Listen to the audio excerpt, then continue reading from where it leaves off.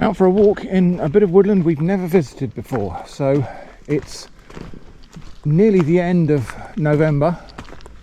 I'm not really sure what there's going to be to look at, but it will be interesting to explore a different patch of woodland.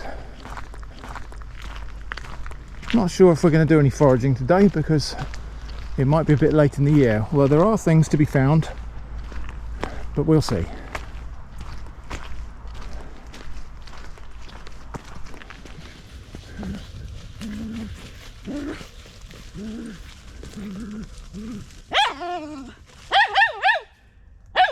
Yeah, barking at rocks.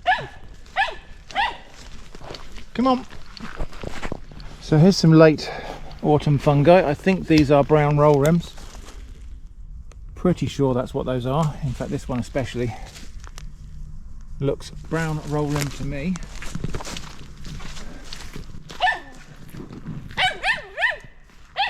Come on. So quite a lot of gorse here, and even at this time of year you can always find a few gorse flowers pretty much at any time of year. There's an old country saying, kissing's out of season when gorse is out of flower. So gorse flowers can be used to make a kind of tea. It's quite nice actually. I've tried it a couple of times. It's pleasantly refreshing, slightly astringent. There's some rather nice gorse flowers over there, but I'm not here for gorse flowers today. We're just going to have a little look around. I've just seen another fungus there. Let's just have a look and see what that one is. Don't know. At a guess, I would say some kind of milk cap. So there are fungi about, and hopefully we'll find something worth picking.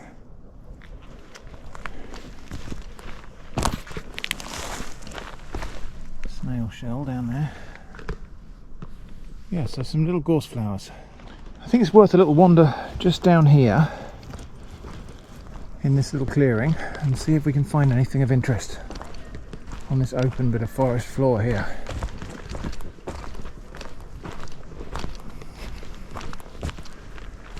Now, one of the mushrooms I'm looking for might not be all that easy to spot. The yellow leg chanterelle does like these mossy conditions. So there's something there, but it's not what I'm looking for. Don't know what that is. More fungi over there, so we're doing okay. We are finding fungi. But as I say, the thing I'm particularly looking for in a mossy environment like this is yellow leg chanterelles.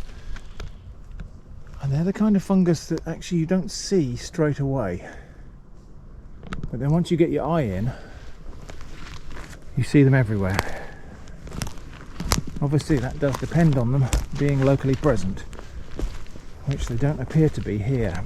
So yeah, I haven't seen any of the yellow leg chanterelles yet, but this is the kind of place you'll find them where there's kind of buried pieces of timber covered in moss.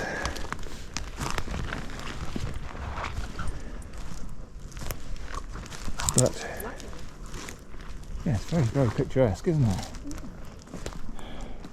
A little sort of woodland glade, all mossy. You right there, Eva? Yeah, you're fine, aren't you? Right, we'll try and head up that way, I think. So something here, don't know what. Yellowish sort of mushrooms. Tiny little thing there. So there's quite a bit of fungi about, just not the kind I want to pick. Are you all right there?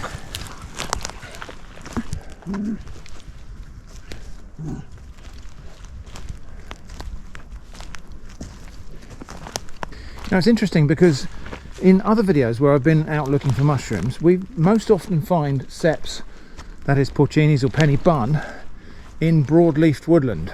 It's too late for them now, but a lot of people commented that I should look in pine woods, and they're not typically found so commonly in coniferous woods in the UK. And I think the reason for that is that coniferous woodland in the UK is usually plantation. So this is not a natural woodland, this is a plantation, a tree farm. And so this is not a hugely long established piece of woodland. pine trees have been growing here for maybe a century, and harvested and logged and replanted for maybe a century. And before that it would have either been heathland or it might have been a broadleafed forest. But now it's a tree farm for, what are these, larch? And because it's not had a huge deep history of being a coniferous forest, some of the fungi that you might find associated with older forests in other countries, you know, in Europe, where you've got long established pine forests, so some of the mycorrhizal fungi might not be here, basically because it's a century is a kind of fairly recent change in terms of building an environment and the fungal flora adapting to it. So here's something down here. Anybody want to tell me what that is? It's not a chanterelle, could be a false chanterelle. Quite big for a false chanterelle, but it's definitely not a yellow chanterelle.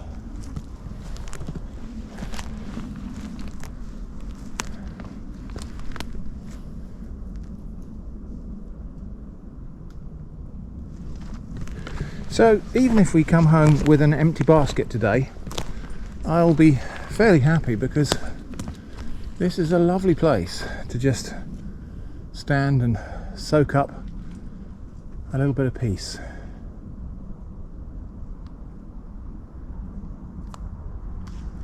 We can hear the distant sounds of cars on a nearby road.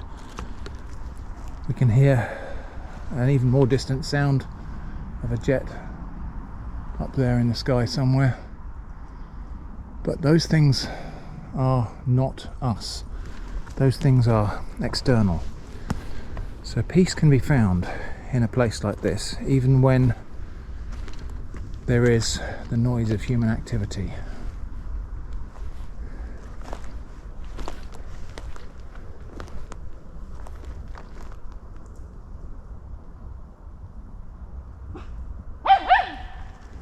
Perhaps not when there's a noise of dog activity.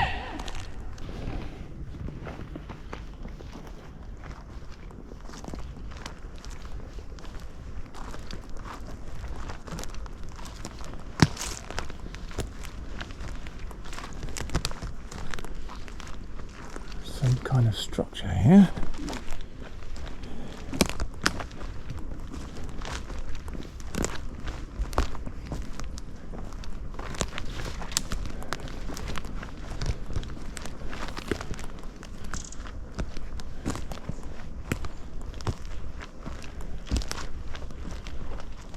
I would say that looks like the start of the floor of a cabin. Interesting. I don't know what that booming sound is in the way distance.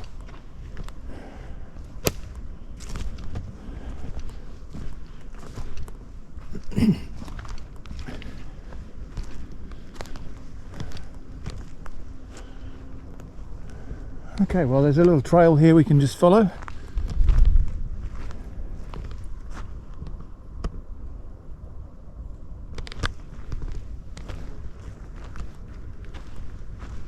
I don't know if you would hear that on video, but there's a intermittent, quite loud, deep booming sound. I wonder if there's a quarry nearby or something. Or perhaps not that near.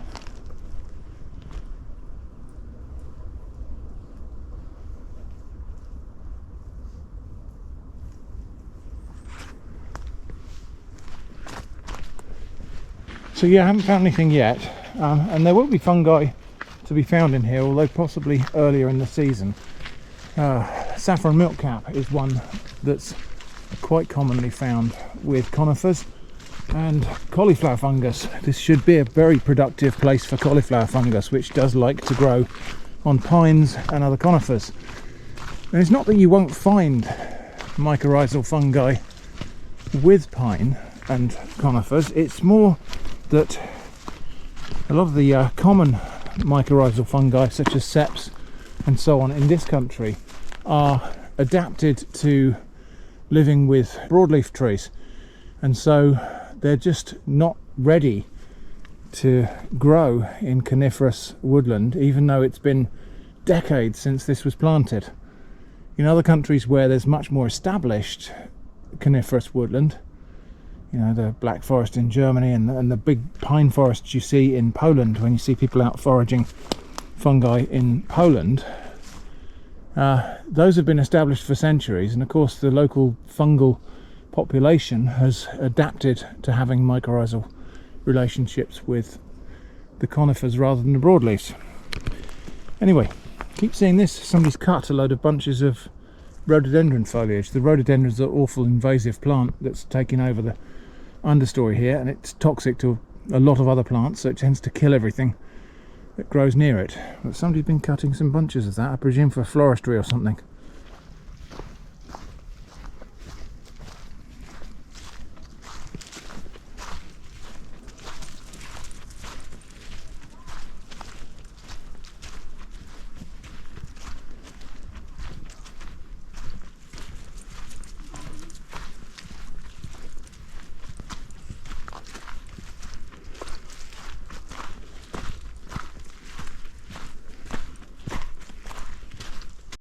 These plants you see here, these are foxgloves. Not edible, in fact quite poisonous, although used medicinally for heart medicine. These in the spring are going to form tall spires of beautiful pinkish purple flowers, so we will have to get back here in the spring to see the foxgloves. There's quite a lot of them down this green lane here, so that will be something to come back and have a look at. I see some more fungi over there, but again, this is going to be a case of me looking at it saying, I don't know what that is. It does look like brown roll rims actually. So there's something different. That's a little bolete. Maybe Boletus bardius or something like that. I'm not going to pick that. That's probably an edible one, but yeah, I'm not going to pick one little Boletus. Just have a little scout around to see if there's anything else nearby. No.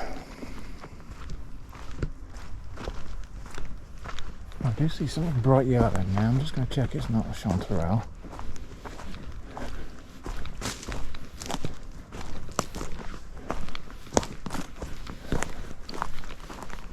Nope. It's those things again, whatever they are. I don't think those are false chanterelles. They're not, cap is not inverted, and it would normally be an inverted cap when it's grown to that size.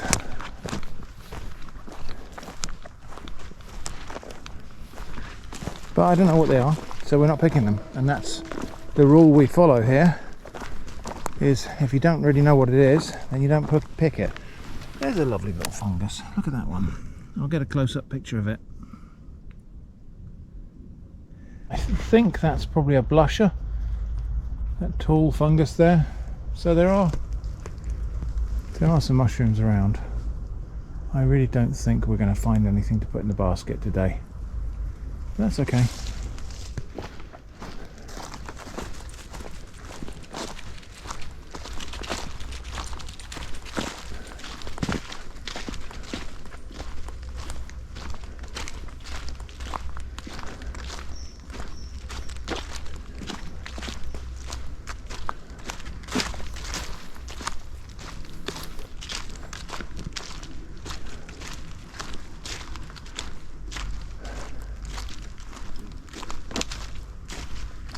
So yeah, we're gonna probably return home with an empty basket, but with a full heart.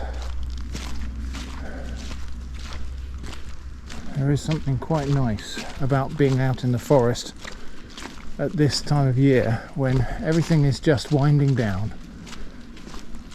The last few leaves are falling on the deciduous trees. The holly berries are starting to really shine bright red.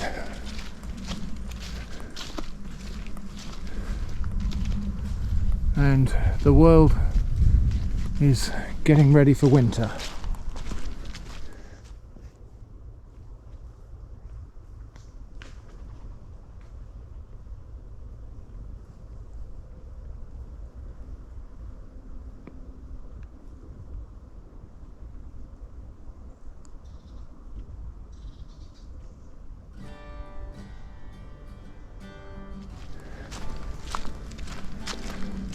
So thanks for joining me today on this little stroll in Puddletown Forest in Dorset.